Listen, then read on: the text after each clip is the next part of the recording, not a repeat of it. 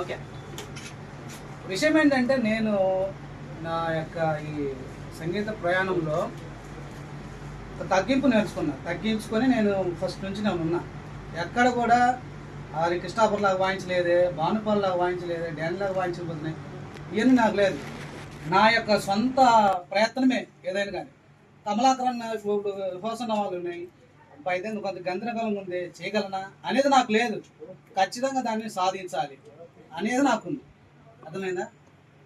నేను ఇప్పుడు 2 రోజుల క్రితమే హోసన్న పాట ప్రాక్టీస్ చేశాను, మెలోడీ మీద. దాన్ని నేను ప్లే చేశాను. ఎక్కడ ఎవరు దినేష్ నేను వాయించేసాను. అంటే అది ఉండాలంటున్నా, నేను పట్టుకోవాలి ఒక రిథము కానీ అక్కడ ప్రజెంట్ చేయాలి. అర్థమైందా? ఇప్పుడు ఇంకొకటి, ఏదైనా మీటింగ్స్లలో రిథమ్ కరెక్ట్గా ఉండాలి. రిథమ్ కరెక్ట్గా లేకుండా కీబోర్డ్ ఏం చేయలేదు. కాబట్టి మ్యూజిక్ అంటే అందించడానికి కీబోర్డ్ బాగా ప్లే చేయాలంటే రిథమ్ కరెక్ట్గా ఉండాలి మెయిన్. ఇప్పుడు రిథమ్ కరెక్ట్గా లేదు. రిథమ్ ఏమో కీబోర్డ్ ప్లేయర్ ఏమో బాగా ప్లే చేసేవాడే ఉంటాడు, కానీ రిథమ్ సపోర్ట్ రావట్లేదు. అందువలన అలాంటి ఆలోచనకి వెళ్ళిపోతుంది. అదొకటి అర్థం చేసుకోవాలి. ఎందుకంటే ప్రాక్టీస్ చేయాలి బాగా. నా ఉద్దేశం ఏంటంటే ప్రాక్టీస్ చేయాలి. ఒక పాట కొత్త పాట వచ్చిందిరా అంటే అది మనం వినాలి, పదే వినాలి. నేను ఇంట్లో ఇప్పుడు హోసన పాట ఎప్పటి నుంచి వచ్చిందో అది ఎప్పుడు నేను వింటూనే ఉంటా. అంటే వినాలి, మనం విని అది ప్రజెంట్ చేయాలి మీటింగ్లో. అప్పుడు ఎవరైనా విన్నా కానీ మనల్ని అరే బాగా ప్లే చేస్తున్నారు. ఇప్పుడు మన సొంత బిట్లు ఎవడు వింటున్నారు. ఖచ్చితంగా క్యాసెట్ బిట్లు వాయిస్తేనే ఏం వాయించినారు అంటారు. అర్థమైందా? అదొకటి నేర్చుకోవాలి. మీ రిథమ్ వాయించే వాళ్ళకి మీరు అర్థం చేసుకోవాల్సింది ఏంటంటే ఆ పిట్టు పట్టుకోవాలి. డాంగ్రా కొడుతున్నాడా, తబలా కొడుతున్నాడా, ఎట్లా కొడుతున్నాడా, కొత్త ఆలోచనలు వద్దు. ఆ ప్రెజెంట్ కరెక్ట్గా ఉండాలి. అది పాటకి అనుకూలంగా ఉండాలి. కొత్త ఐడియాలు వచ్చి గందరగోళం చేసడం కాదు. అది బాగుంటుంది.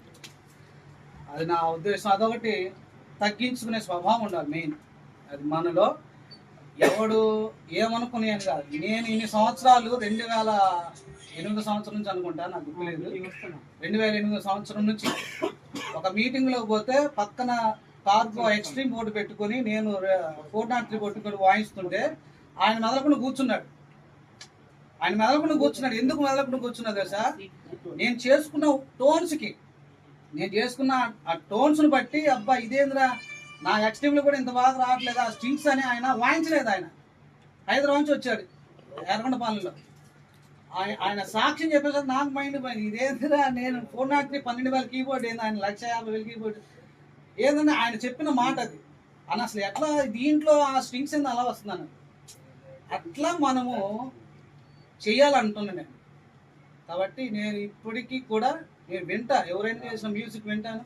ఇప్పుడు ఇళయరాజు గారి పాటలు కూడా నేను వింటాను. ఇళయరాజు గారు ఆయనకి ఎలా ప్రజెంట్ చేస్తున్నారు ఏందని. ఏమి తూతు మాత్రంగా ఎవరం లేము, చాలా కష్టపడుతున్నాం ఇందులో. కాబట్టి అందరము ప్యాడ్స్ కీబోర్డ్స్ అందరూ ఒక లింక్లో ఉంటే ఇంకా మనం దుమ్ము రాపవచ్చు. ఇప్పుడు డానీ వాడికి అతనికి ఇంకొక ప్యాడ్ల లింక్ ఉంది, భానుపాలకి ఒక లింక్. వాళ్ళు కరెక్ట్గా అతను సెహనాయి వాయిస్తే సెహనాయికి ఏం వాయిస్తాడో వెంటనే కాసుకుని ఉండాలి. ఒకటి చెప్పిన భూపతి నాకు చాలా లింక్ ఉంటుంది, కోఆర్డినేషన్. నేను నెక్స్ట్ ఏం వాయిస్తున్నారో వాడికి ముందే అబ్జర్వేషన్ చేసుకుని వెంటనే మార్చేస్తాడు. అట్లాగా మేము ఎన్నో ప్రోగ్రామ్ చేసాం. అసలు వాడు ఇప్పుడు కూడా అంటాడు, బావా ఇప్పటికి నేను హైదరాబాద్లో వాయిసినా కానీ మన ఇద్దరి కాంబినేషన్ ఎక్కడ నాకు తగలట్లేదు అంటాడు వాడు. ఇప్పటికి చెప్తున్నా. అట్లాగా ఒకటి సంపాదించుకోవాలి అనేది మనకు ఉండాలి. మీరు తగ్గించుకోవాలా. ఇన్ని సంవత్సరాలు నేను ఉన్నా కానీ వాడు మంచోడుగా ఇటు మంచోడు నేను అసలు ఎప్పుడు అనుకోలేదు. ఎవరిని కూడా నేను అసలు నోటికొంటూ రాదు.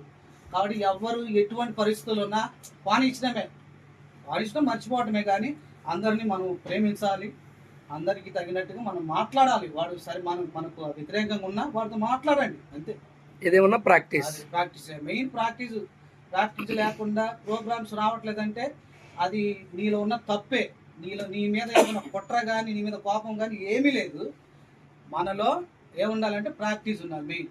ప్రాక్టీస్ ఉంటే నేను ఏ ఊరైనా